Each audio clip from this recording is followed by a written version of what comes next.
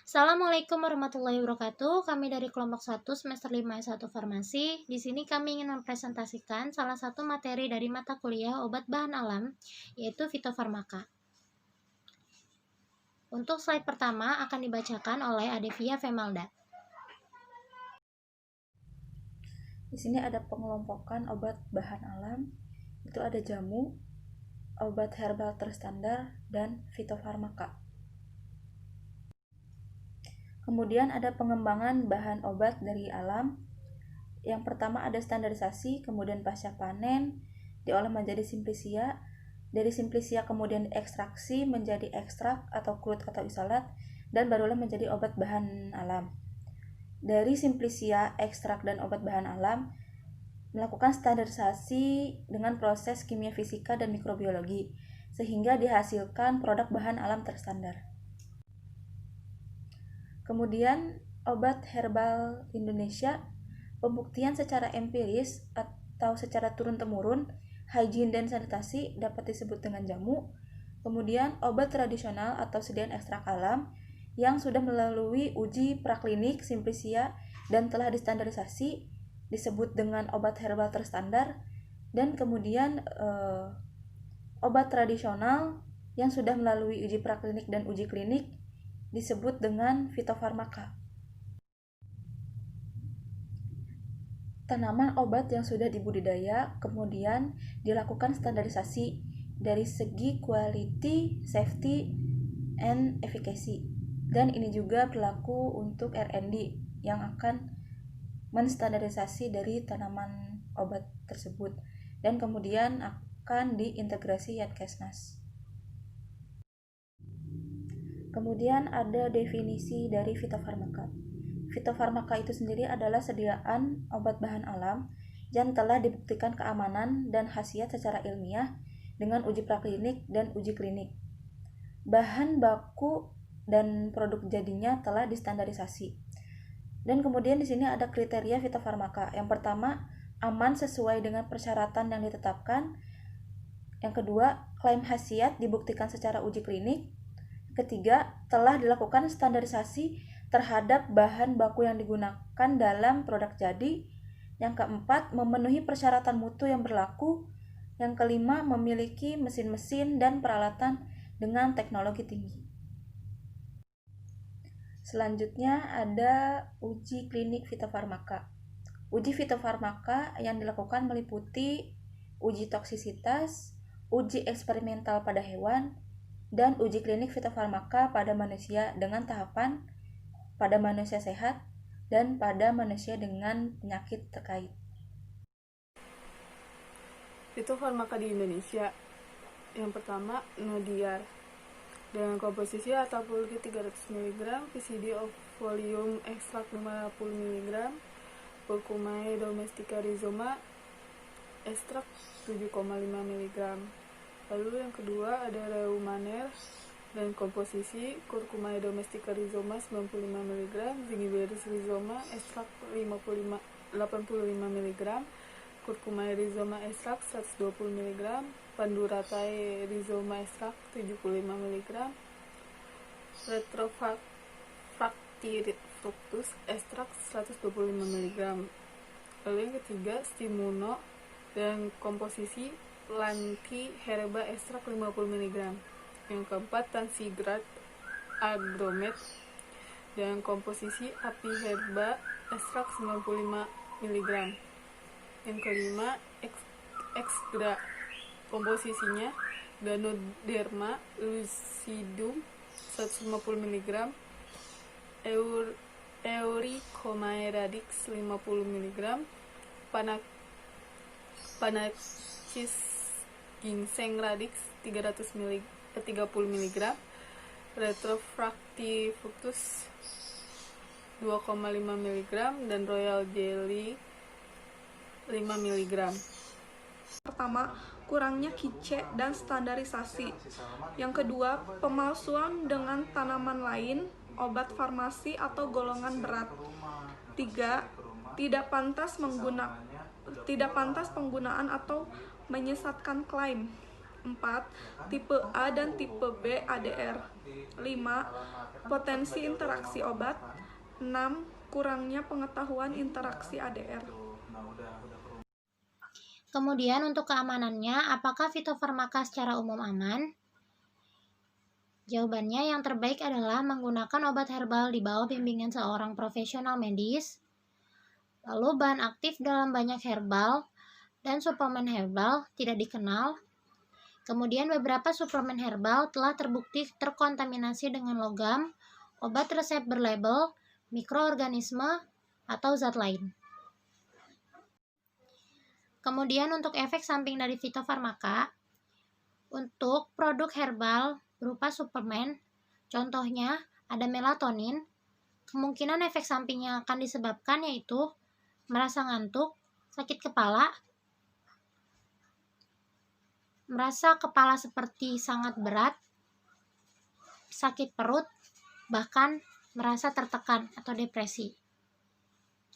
Kemudian untuk produk ginseng, efek samping yang mungkin akan disebabkan yaitu sakit kepala, merasa cemas, memiliki gangguan susah tidur, kemudian pendarahan pada vagina, lalu tekanan darah tinggi. Selanjutnya ada Standardization of FF, bahan tanaman, paspor data obat tanaman baku, Simplicia, identifikasi taksonomi yang benar dan otentikasi. Studi pada bagian obat, akar, batang, kulit kayu, daun, bunga, buah, kacang, permen, karet, resin, dan lain-lain. Koleksi rincian, lokasi, tahap pengembangan atau pertumbuhan tanaman, waktu, prapengolahan, penyimpangan, dan lain-lain. Organoleptik pemeriksaan baku obat, evaluasi dengan cara alat indera, sentuhan, bau rasa, mikroskopis, dan molekuler pemeriksaan. Komposisi kimia, KLT, GLC, HPLC, sidik jari DNA. Biologis aktivitas seluruh tanaman, sel kehidupan obat baku.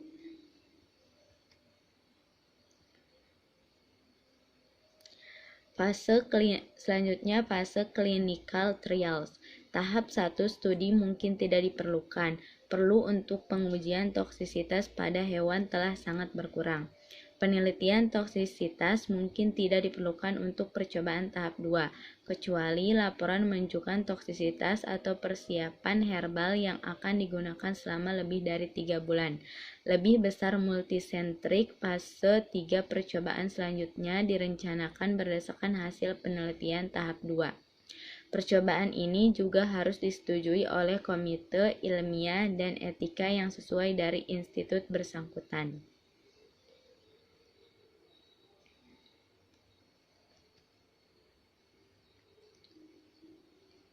Selanjutnya, uji klinik fitofarmaka.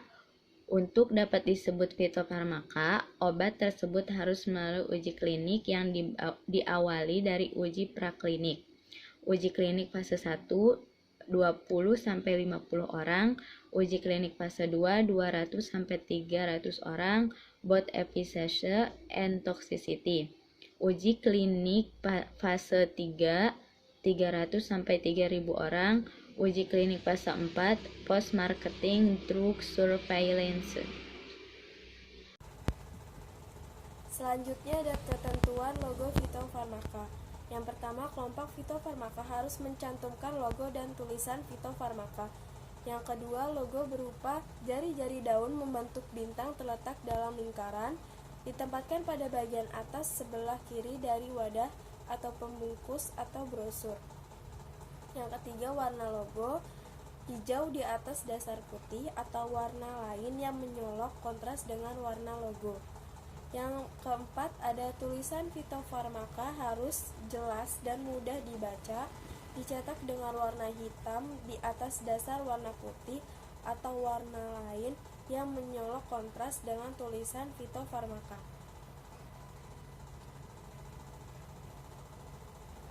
Keamanan produk. Pada jamu tidak mengandung bahan yang dilarang, POM TR. Kemudian obat herbal terstandar tidak mengandung bahan yang dilarang, uji praklinik, uji teknologi farmasi, dan POMTR. Pada fitofarmaka tidak mengandung bahan yang dilarang, uji praklinik, uji teknologi farmasi, uji klinik, dan POMFF.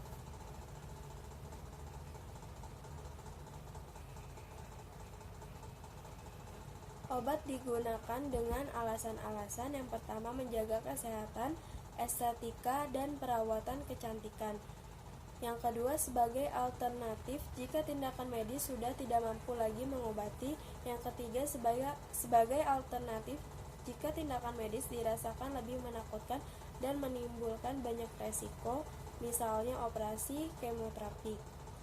Yang keempat adalah karena alasan ekonomi, terutama pada pengobatan jangka panjang yang diduga akan membutuhkan biaya yang lebih tinggi jika menggunakan pengobatan modern.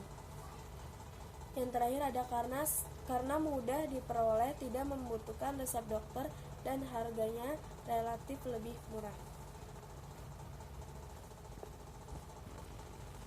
Peluang posisi obat bahan alam.